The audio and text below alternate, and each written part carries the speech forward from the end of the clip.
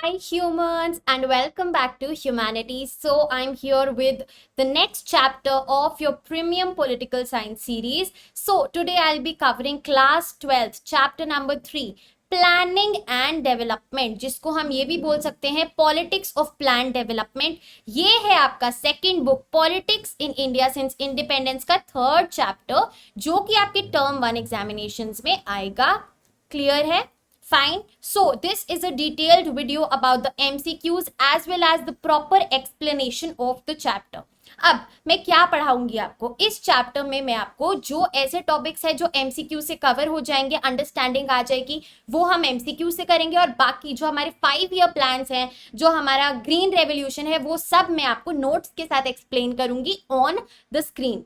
Fine, so चलिए let's get started. So before starting let's take a look at the channel membership. अगर आपको PDF चाहिए इस पूरे कंटेंट की, आपको जो ह्यूमंगस हिस्ट्री सीरीज है एज वेल एज जो प्रीमियम पॉलिटिकल साइंस सीरीज है, उसके नोट्स चाहिए, ये जो आप देख रहे हैं पीडीएफ फॉर्म में चाहिए, so you can join my channel membership by clicking on the join button which is right next to your subscribe button. वहां पे आपको ₹199 की पेमेंट करनी है एंड ये सारा मटेरियल आपका हो जाएगा। Okay, so let's get started. This series contains all over coverage of the chapter. अगर आपको रिवीजन करना है, इससे आप रिवीजन कर सकते हैं। अगर आपने चैप्टर अभी तक नहीं पढ़ा, आपको स्टार्ट करना है, you can even start your chapter from this video. Multiple choice questions हैं, हमारा असर्शन रीजन क्वेश्चंस हैं अगर रिक्वायर्ड है। इस चैप्टर से कोई भी असर्शन रीजन क्वेश्चंस मुझसे नहीं बन पाए, सो मैंने एक्सप्लेनेशन और हाई लेवल एमसीक्यू डाला है, जो हमारा बोर्ड्स में आता ही आता है, and detailed explanation of important concepts. Perfect, चलिए आगे चलते हैं। Let's get started with the MCQs and the explanation of this chapter. Okay, सबसे पहले क्वेश्चन नंबर 1, पेज नंबर 47, जो कि फर्स्ट पेज है आपका चैप्टर का, उससे शुरुआत करते हैं। I have given you the page number so that you can easily check out the answer, और अगर आपको लग रहा है कि मैं यहाँ पे वीक पढ़ रहा हूँ, तो आप वो पेज नंबर वापस से पढ़ सकते हैं। So question number 1 says, which state has one of the largest reserves of untapped iron ore in the country and is being seen as an important investment destination? Options ये रहे, and this is the first paragraph of this chapter. So I guess 50 से 60% लोग जिन्होंने chapter नहीं भी पढ़ा है, उनको इसका आंसर पता होगा। It is Odisha. ठीक है, option number B Odisha is the correct answer. आगे चलते हैं। Question number 2. Any final decision in a state must be a dash taken by people's representatives who are in touch with the feelings of the people. इनमें से क्या होना चाहिए एक decision जो एक स्टेट में, एक डेमोक्रेसी में होता है? क्या वो एक मॉरल डिसीजन होना चाहिए? क्या वो एक इकोनॉमिक डिसीजन होना चाहिए? क्या वो एक पॉलिटिकल डिसीजन होना चाहिए? या फिर एक कैपिटलिस्टिक डिसीजन होना चाहिए? Obviously political decision is the correct answer, क्योंकि इधर लिखा है कौन लेगा उन्हें? पीपल्स रिप्रेजेंटेटिव्स लेंगे, यानी कि जिन्हें हमने इलेक्ट किया है, जिनको हमने अपने लिए रिप्रेजेंटेटिव बनाया है, वो लेंगे decision. So political decision is the correct answer. ये क्वेश्चन है आपका पेज नंबर 47 से। चलिए आगे चलते हैं। Question number 3, everyone agreed that development of India should mean both. एक तो यहाँ पे दे दिया गया है इकोनॉमिक ग्रोथ, एंड दूसरी चीज क्या होगी जो डेवलपमेंट ऑफ इंडिया का पार्ट होगी? एक तो हमें इकोनॉमिक ग्रोथ चाहिए, एंड दूसरी चीज इन ऑप्शंस में से क्या है? Let's take a look. Social justice, economic justice, political justice, and the correct answer is both A and B. Social justice के साथ साथ economic justice, which is your social and economic justice. ये है हमारा सेकेंड, यहां पे ये आएगा। ठीक है, सेकेंड आई वुड से आइडिया जिसपे सबने अग्री किया कि डेवलपमेंट का मतलब ये दो चीजें तो है ही है। चलिए आगे देखते हैं। Question number 4, what kind of idea of development allowed everyone to talk about different countries as developed, developing और underdeveloped? यानी कि ये कैसे डिटरमाइन होता है? मॉडर्नाइजेशन से कौन सी कंट्री कितनी मॉडर्न है, राइट? और ये कौन से आइडियाज हैं डेवलपमेंट के जो ये डिटरमाइन करते हैं कि ये कंट्री डेवलप्ड है, ये डेवलपिंग है और ये अंडर डेवलप्ड है। सब कुछ आपकी बुक में दिया है, पेज नंबर 48 से निकाला गया है। And the correct answer is all of the above, growth, material progress and scientific rationality. सब कुछ इन तीनों चीजों को मिला के क्या बनती है हमारी मॉडर्नाइजेशन, और उसी के थ्रू हम कंपेयर करते हैं कि भैया इंडिया डेवलपिंग कंट्री है और यूएसए डेवलप्ड कंट्री है। क्लियर, आगे चलते हैं। Question number 5, a section of the big industrialists got together in which year and drafted a joint proposal for setting up a planned economy in the country। यानी कि कौन से साल में बिग इंडस्ट्रियलिस्ट्स आए, साथ में बैठे और उन्होंने एक जॉइंट प्रपोजल बनाया प्लान्ड इकोनॉमी को सेटअप करने के लिए। कौन सा प्लान था ये? This was the Bombay plan. ठीक है जी, मैंने नाम भी बता दिया आपको। अब आप ईयर बताइए। The year is 1944। ठीक है, 1944 में आए सारे बिग इंडस्ट्रियलिस्ट साथ में, एंड उन्होंने ड्राफ्ट किया प्रपोजल किसका? द बॉम्बे प्लान का। आगे चलते हैं। Question number 6, what became the most influential and central machinery for deciding what path and strategy India would adopt for its development. क्या कौन सा ऐसा कमीशन है, कौन सी ऐसी आई वुड से ऑर्गेनाइजेशन है जो इतनी ज्यादा सेंट्रल मशीनरी बन गई प्लानिंग की, डेवलपमेंट की? क्वेश्चन में ही आंसर मिल गया, it is our planning commission.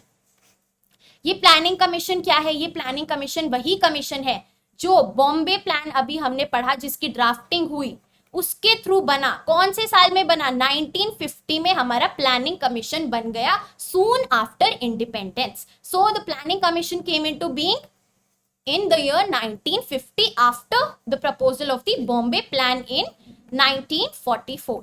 बढ़िया। और एक और चीज, हमारे प्लानिंग कमीशन के चेयरमैन कौन थे?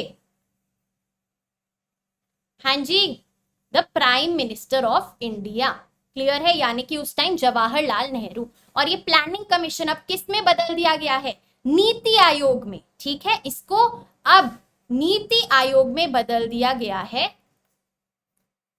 जिसके चेयरपर्सन कौन रहते हैं अभी भी? The prime minister of India. बढ़िया, चलिए आगे देखते हैं। Question number 7, as followed by which country the planning commission of India adopted for the 5-year plans. किस कंट्री को देखते हुए इंडिया ने 5-year प्लान्स अडॉप्ट किया? USA, China, Russia, France, USSR. USSR. Russia क्यों नहीं लिखा है यहाँ पे? क्योंकि भैया जी 1991 से पहले अगर किसी चीज की बात होगी तो वो यूएसएसआर होगा और उसके बाद रशिया बोला जाएगा। ठीक है, सो रशिया का नहीं, यूएसएसआर को देख के हमने 5-year प्लान्स अडॉप्ट किया। क्लियर, चलिए आगे चलते हैं। Question number 8, according to the 5-year plans the budget of the central and all state governments is divided into how many parts? Budget कितने पार्ट्स में डिवाइडेड है? 2 पार्ट्स में। कौन से 2 पार्ट्स हैं ये? Non plan budget and plan budget.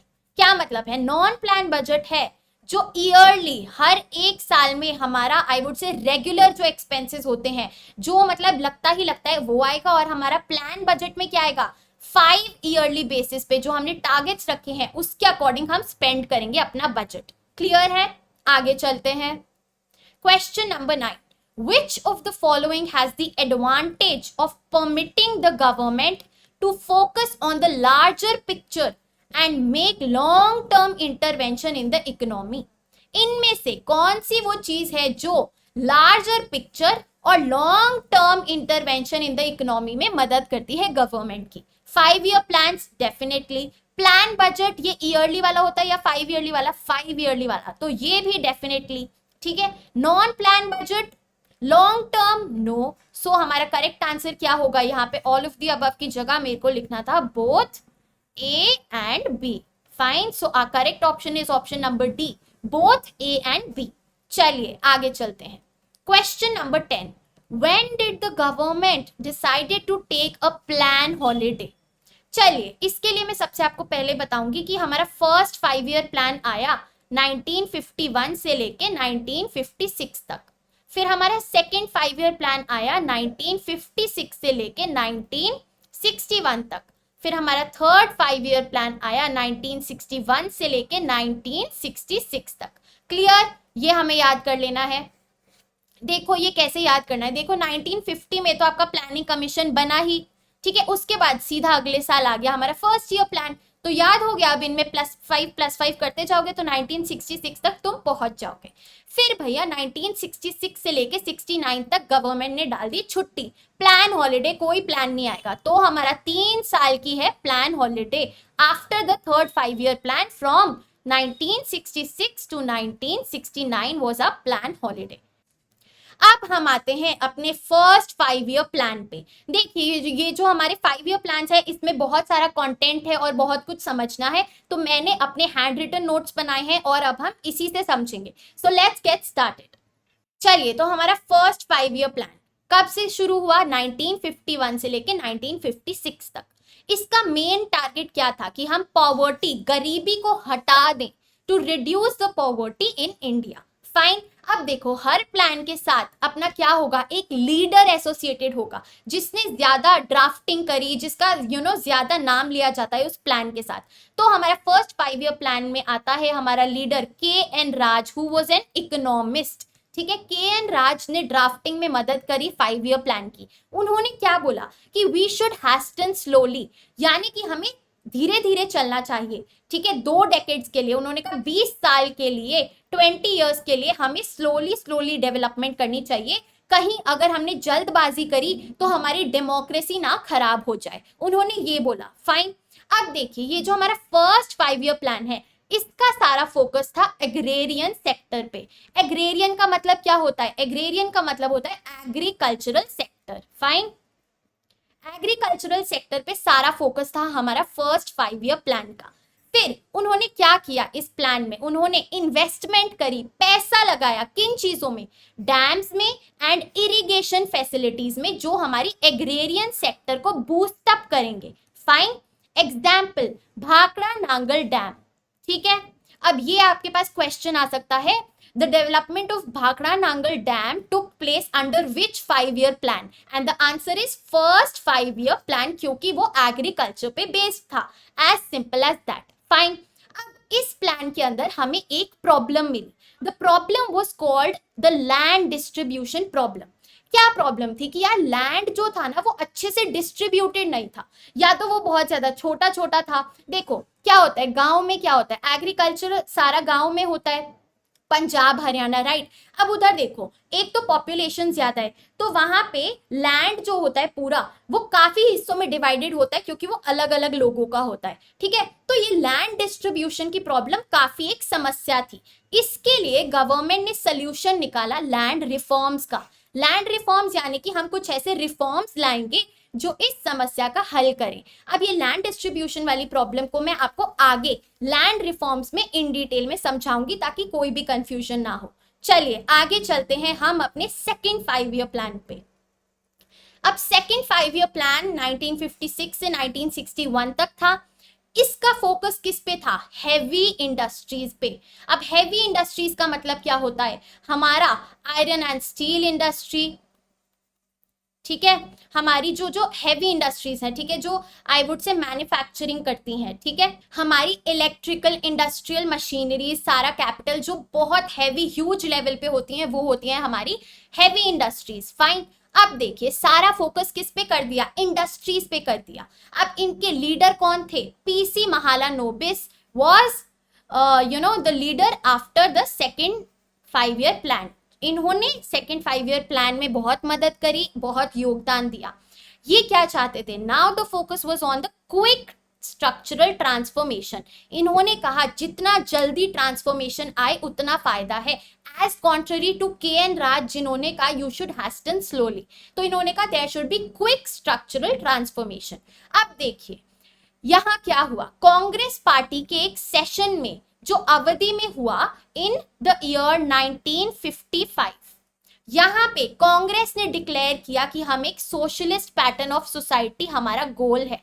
हमारा गोल क्या है? Socialist pattern of society. अब सोशलिस्ट का क्या मतलब है? सोशलिस्ट का मतलब है कि सब कुछ गवर्नमेंट ओन्ड होगा, सबका भला होगा, वेलफेयर ऑफ ऑल, ठीक है, हम सबको साथ लेके चलेंगे, poor sections of the society as well as the rich section of the society, हम सबको इक्वली लेके चलेंगे, सोशल वेलफेयर, सबका भला हमारा मोटो होगा, और जो प्राइवेट ओनरशिप होगी वो बहुत कम से कम होगी। हमारा जो गोल है वो क्या है कि हम सबका भला करें।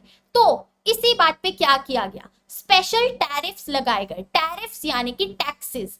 टैरिफ्स क्या होते हैं? जब हम इंडिया में है और यूएसए से हमने कुछ इंपोर्ट किया, तो जो यूएसए से सामान आ रहा है उस पे हम टैक्स लगाएंगे कि आप पहले ये टैक्स दीजिए तभी आपका सामान इधर जा पाएगा, अंदर जा पाएगा। फाइन, तो वो पैसा देंगे, वो टैरिफ देंगे, तो उनका सामान फिर हमारे पास आ जाएगा। अब ये टैरिफ अगर देखो, अगर तुम दिल्ली से चंडीगढ़ जा रहे हो और बीच में टोल टैक्स आता है ना, तो तुम्हें पैसा देना पड़ता है, तो इंसान सोचता है एक बार यार हाँ कि बीच में टोल टैक्स आएगा, पैसे भी लगेंगे, वो फालतू में फ्री फंड में नहीं घूमने जाएगा। अगर उसको रोज रोज जाना है तो वो सोचेगा कि हाँ पैसा लग रहा है, ठीक है। तो ऐसे ही इंपोर्ट थोड़ा कम होगा, राइट, क्योंकि पैसा देना पड़ रहा है उन्हें, ठीक है। तो इससे क्या होगा? इससे प्रोटेक्शन मिलेगी हमारी पब्लिक और प्राइवेट सेक्टर को, कंपटीशन उनके लिए कम होगा थोड़ा, ठीक है, उनको प्रोटेक्शन मिलेगी फ्रॉम द फॉरेन गुड्स जिनकी क्वालिटी भी अच्छी होती है और जो चीप भी होते हैं। तो ऐसे हमारा सेकेंड 5 ईयर प्लान का ये सोशलिस्ट पैटर्न ऑफ सोसाइटी जो कांग्रेस ने डाला, इंप्लीमेंट किया गया। फाइन, आगे चलते हैं। Now we'll see the problems। क्या प्रॉब्लम्स आई हमें सेकेंड 5 ईयर प्लान पे? हमने देखा कि इंडिया बहुत ज्यादा टेक्नोलॉजिकली बैकवर्ड है। टेक्नोलॉजिकली यानी कि हमारे पास कंप्यूटर, मशीन्स, सब कुछ जो हमारे पास टेक्नोलॉजी है वो नहीं है। तो अब हम क्या करेंगे? हम इंपोर्ट करेंगे इसको, है ना, हम वेस्टर्न कंट्रीज से मंगवाएंगे। तो इसकी वजह से जो फॉरेन एक्सचेंज है, जो हमारा फॉरेन एक्सचेंज का पैसा है, वो सारा टेक्नोलॉजिकल चीजों की इंपोर्ट में लग जाता था। फाइन, फिर देखिए क्या हुआ। जब हमने अपने फर्स्ट 5 ईयर प्लान में एग्रीकल्चर पे फोकस किया, अब हमने सेकेंड 5 ईयर प्लान पे किस पे फोकस किया? इंडस्ट्रीज पे। तो क्या हुआ? फूड शॉर्टेज हो गई, क्योंकि जो हमारा सारा इन्वेस्टमेंट है, सारा पैसा है, वो किधर लग रहा है? इंडस्ट्रीज में लग रहा है और एग्रीकल्चर में नहीं लग रहा है। तो फूड शॉर्टेज हो गई, अनदर प्रॉब्लम। उसके बाद थर्ड प्रॉब्लम कि भैया जी इंडिया को दोनों इंडस्ट्रीज और एग्रीकल्चर के बीच में बैलेंस बनाना बहुत मुश्किल हो गया। इंडिया कुड नॉट अंडरस्टैंड कि हम बैलेंस कैसे मेंटेन करें between the industries as well as the agriculture sector. Fine, चलिए अब हम चलते हैं आगे।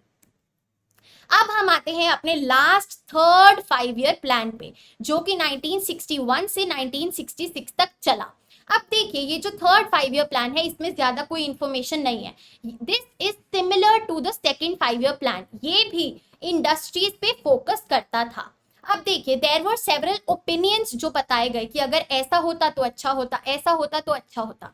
तो ओपिनियंस में क्रिटिक्स ने बोला कि ये जो थर्ड 5 ईयर प्लान है ये एक अर्बन बायस है।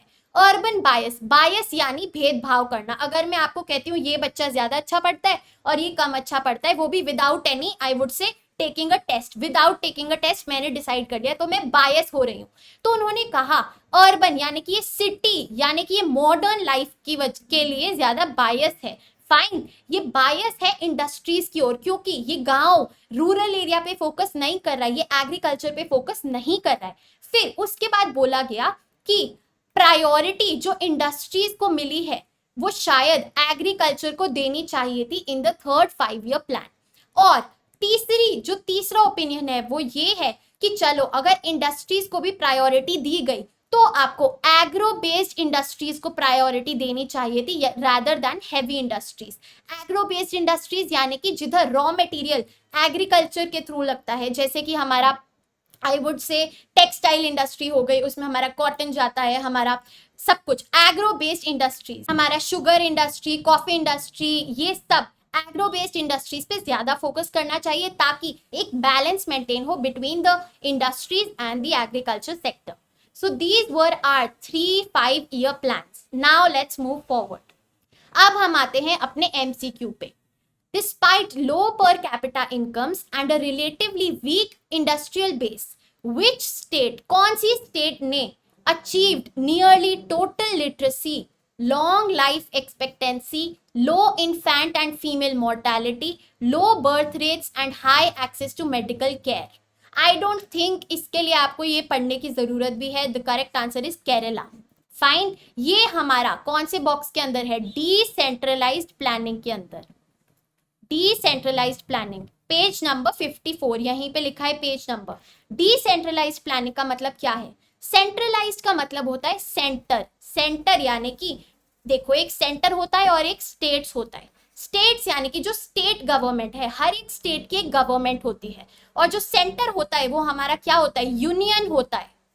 ठीक है, वो हमारा यूनियन लेवल पे होता है और ये हमारा स्टेट्स लेवल पे होता है. तो इसमें बताया गया कि प्लानिंग डिसेंट्रलाइज भी हो सकती है, यानी कि स्टेट्स भी प्लान कर सकती है लाइक केरला. जरूरी नहीं कि प्लानिंग सेंट्रलाइज ही हो, यूनियन गवर्नमेंट ही कर रही है. फाइन, चलिए आगे चलते हैं.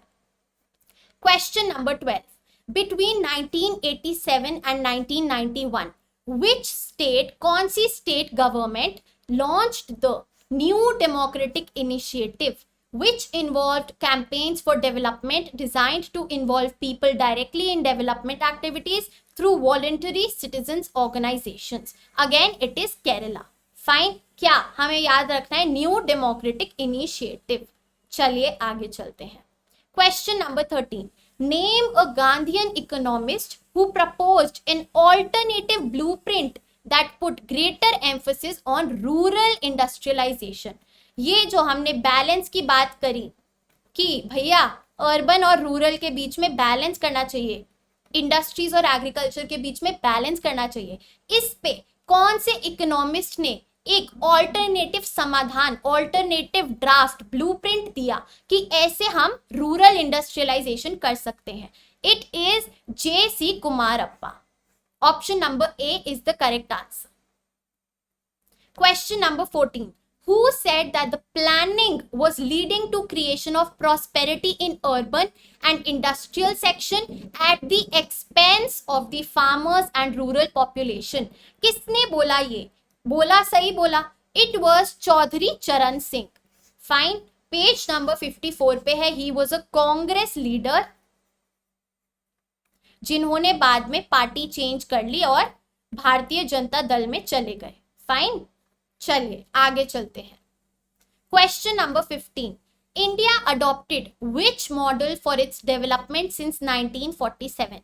जो हमने कोल्ड वॉर में पढ़ा, यूएसए वाला मॉडल या यूएसएसआर वाला मॉडल? यूएसए का क्या था?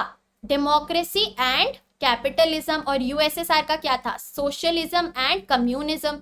क्या कैपिटलिस्ट इकोनॉमी ली इंडिया ने? क्या सोशलिस्ट इकोनॉमी ली? नहीं जी, मिक्स्ड इकोनॉमी ली. दोनों का अच्छा अच्छा पार्ट लिया और अपना खुद का एक मिश्रण बनाया, मिक्स्ड इकोनॉमी. चलिए let's move on to the next thing. अब हम आते हैं लैंड रिफॉर्म्स पे. लैंड रिफॉर्म्स समझने के लिए हमें ये चार रिफॉर्म्स थे जो इंडिया ने यूज करे to abolish the land distribution problem. सबसे पहले जमींदारी सिस्टम जो चलता आया है उसको मिटा दिया गया. Abolition of zamindari system. इससे क्या हुआ? जो उनकी पॉलिटिकल डोमिनेंस थी, जो जमींदार थे, लैंडलॉर्ड्स थे, जो वहां पे अपना डोमिनेंस करते थे, वो उनकी पावर छिन गई और अब आई वुड से सारी चीजें ज्यादा अच्छे से इंप्लीमेंट होंगी क्योंकि एक ऐसी क्लास हटा दी गई जो बहुत ज्यादा डोमिनेटिंग थी और जो बाकी सारे बेनिफिट्स लोअर पेजेंट्स को, लोअर सेक्शंस को नहीं पहुंचने देती थी. उसके बाद हमारा सेकेंड लैंड रिफॉर्म है कंसोलिडेशन ऑफ लैंड. ये है हमारा रिफॉर्म लैंड डिस्ट्रीब्यूशन की प्रॉब्लम का. अब समझते हैं. कंसोलिडेशन का मतलब होता है जोड़ना, ठीक है, टू ज्वाइन. अब देखिए क्या था. सपोज ये है हमारा एक स्टेट, इसमें ये है हमारी लैंड डिस्ट्रीब्यूशन अलग अलग, ये जो मैं बना रही हूं. फाइन, ठीक है. अब देख लो इसमें 1 2 3 4 5 6 7 8 9 10 11 12 13 14 15 16 आई वुड से लैंड प्लॉट्स हैं इसमें. फाइन. अब देखो यार, इतने छोटे छोटे लैंड में ना एग्रीकल्चर करने का कोई फायदा नहीं है, कोई ज्यादा आउटपुट नहीं निकलेगा. तो क्या किया? लैंड कंसोलिडेशन कर दिया. इस पूरे को एक बना दिया और इस पूरे को एक बना दिया. Fine. They joined the land. Join कर दिया हमने स्मॉल स्मॉल प्लॉट्स को, ताकि एग्रीकल्चर आउटपुट ज्यादा हो, एग्रीकल्चर कंडीशंस और अच्छे से मेंटेन हो और अच्छे से सारा इनपुट लगे और आउटपुट ज्यादा आए, ज्यादा फेवरेबल है हमारा लार्ज लैंड एग्रीकल्चर के लिए। फाइन, तो हमारी ये दो लैंड रिफॉर्म्स कहेंगे काफी सक्सेसफुल रही। Fine, abolition of zamindari and consolidation of land. उसके बाद दो और लैंड रिफॉर्म्स निकाली जो ज्यादा सक्सेसफुल नहीं रही। नंबर 1 इट इज सीलिंग या फिर अपर लिमिट। सीलिंग का मतलब होता है किसी पे रोक लगा देना। जैसे मैंने आपको कहा कि आप एक दिन में 5 से ज्यादा चैप्टर नहीं पढ़ोगे, तो मैंने सीलिंग लगा दी, अपर लिमिट लगा दी। ऐसे ही गवर्नमेंट ने कहा कि आप 5 से ज्यादा फॉर एग्जाम्पल प्लॉट्स नहीं ले सकते एग्रीकल्चर के लिए। ठीक है, ये मैं बस 5 वाला एग्जाम्पल दे रही हूँ। तो गवर्नमेंट ने एक अपर लिमिट लगा दी ऑन एग्रीकल्चरल लैंड। ठीक है, कि आप इससे ज्यादा लैंड आप ओन नहीं कर सकते। ठीक है, फिर हमारा लास्ट लैंड रिफॉर्म था लीगल सिक्योरिटी अगेंस्ट इविक्शन। इसका मतलब क्या है, जब आपका एक लैंड होता है तो वहां पे आप टेनेंट्स भी रखते हैं, ठीक है, जो आपके बिहाफ पे वहां क्रॉपिंग करते हैं, आपके लैंड का ध्यान रखते हैं। तो उन टेनेंट्स के लिए गवर्नमेंट ने बोला कि अगर आपको हटाया जाए फालतू में या फिर किसी आर्बिट्ररी रीजन से आपको इविक्ट किया जाए, तो गवर्नमेंट आपको लीगल सिक्योरिटी प्रोवाइड करेगी। बट एनी हाउ ये इंडिया है, यहाँ पे अगर एक लॉ बनता है तो उससे कैसे छूटना है, उसको कैसे इवेड करना है, वो पहले निकल जाता है। तो यही हुआ हमारे इन रिफॉर्म्स के साथ at the end of the day. Clear? चलिए, so these were are land reforms, जिसमें हमारा abolition of zamindari, consolidation of land, ceiling, upper limit and legal security against eviction of a tenant लाए गए। Now let's move on to the green revolution. ये green revolution क्या है? तो देखो, बहुत इजी सा है। India was facing a food crisis, जैसे कि हमने पढ़ा, due to the second 5 year plan and the third 5 year plan. Industries पे ज्यादा फोकस था, एग्रीकल्चर पे फोकस हो नहीं पाया, तो हमारे पास फूड शॉर्टेज हो गई, हमें फूड नहीं मिल रहा था। तो हमें क्या करना था, हमें इंपोर्ट करना था फूड। किससे? यूएसए को हमने बोला कि प्लीज आप हमें फूड ग्रेन्स भिजवाइए, हमें फूड की जरूरत है। यूएसए ने हमें कहा क्यों ना आप अपनी इकोनॉमिक पॉलिसीज को चेंज करें, why don't you change your economic policies. जो आप अभी तक क्या कर रहे थे, जो आप अपने रिसोर्सेज थे, HYV seeds, fertilizers, pesticides, insecticides, ये सब आप अभी तक बैकवर्ड एरियाज जो एग्रीकल्चरल प्रोड्यूस नहीं दे पा रहे हैं उनको प्रोवाइड कर रहे थे। तो अब ये हटा के क्यों ना आप उन एरियाज को प्रोवाइड करें जो ऑलरेडी वेल ऑफ है, जो ऑलरेडी अच्छा एग्रीकल्चर कर रहे हैं, तो उनका तो और ज्यादा फायदा होगा, और ज्यादा बूस्ट होगा, राइट? तो यही किया इंडिया ने अब सारे अपने रिसोर्सेज प्रॉस्पेरस रीजन्स पे लगा दिए जो ऑलरेडी एग्रीकल्चर में आगे थे, for example Punjab and Haryana. फिर इससे क्या हुआ, हमारा एग्रीकल्चर आउटपुट बूस्ट हुआ और हमारे पास फूड शॉर्टेज की समस्या हल हो गई। परफेक्ट। अब देखिए after effects, what were the after effects of the green revolution. ये जो हमारी अप्रोच थी कि हम ऑलरेडी राजा के बेटे को राजा बनाएंगे, इसका क्या आई वुड से कॉन्सिक्वेंस हुआ। तो देखिए, ऑब्वियसली स्टार्क कॉन्ट्रास्ट आ गया। कॉन्ट्रास्ट यानी कि बहुत ज्यादा गैप आ गया between the poor pageantry and the landlords. जो बाकी पुअर रीजन्स थे, जो बाकी रीजन्स थे हमारे झारखंड, छत्तीसगढ़, जो उतने प्रॉस्पेरस नहीं थे, तो उधर पुअर पेजेंट्स थे, और बाकी जो एरियाज थे वहां पे लैंडलॉर्ड्स थे, अमीर लोग थे, क्योंकि उनके पास इतना ज्यादा बूस्ट आ गया था। अब इससे क्या हुआ, जो लेफ्ट विंग ऑर्गेनाइजेशंस है उनका रोल एनहांस हुआ, वो और ज्यादा अपना प्रोपेगेंडा फैला पाए। लेफ्ट विंग का क्या मतलब होता है? लेफ्ट यानी कि जो पुअर को सपोर्ट करता है, जो down trodden sections of society को सपोर्ट करता है। तो लेफ्ट विंग ऑर्गेनाइजेशंस को एक मौका मिला अपना सपोर्ट हासिल करने में। एंड राइट विंग ऑर्गेनाइजेशंस वो होती हैं जो कंपटीशन में बिलीव रखती हैं, जो कहती हैं फ्री एंड फेयर कंपटीशन होना चाहिए, ज्यादा पुअर सेक्शंस को सपोर्ट वगैरह ऐसे नहीं देना चाहिए, जो है अपना मार्केट के हिसाब से चलना चाहिए। एंड हमारा फर्स्ट इफेक्ट तो ये था, और सेकंड ये था कि ग्रीन रेवोल्यूशन की वजह से there was a rise of middle peasant sections, जैसे कि मिडिल क्लास लोग होते हैं वैसे ही मिडिल क्लास पेजेंट्स की भी इमर्जेंस हुई due to the green revolution. कुछ सेक्शंस उठ पाए और वो मिडिल पेजेंट्स बन पाए। So these were the two after effects of the green revolution. अब हम चलते हैं अपने रिमेनिंग टॉपिक्स पे जिनको मैंने एमसीक्यू के फॉर्म में कवर किया है।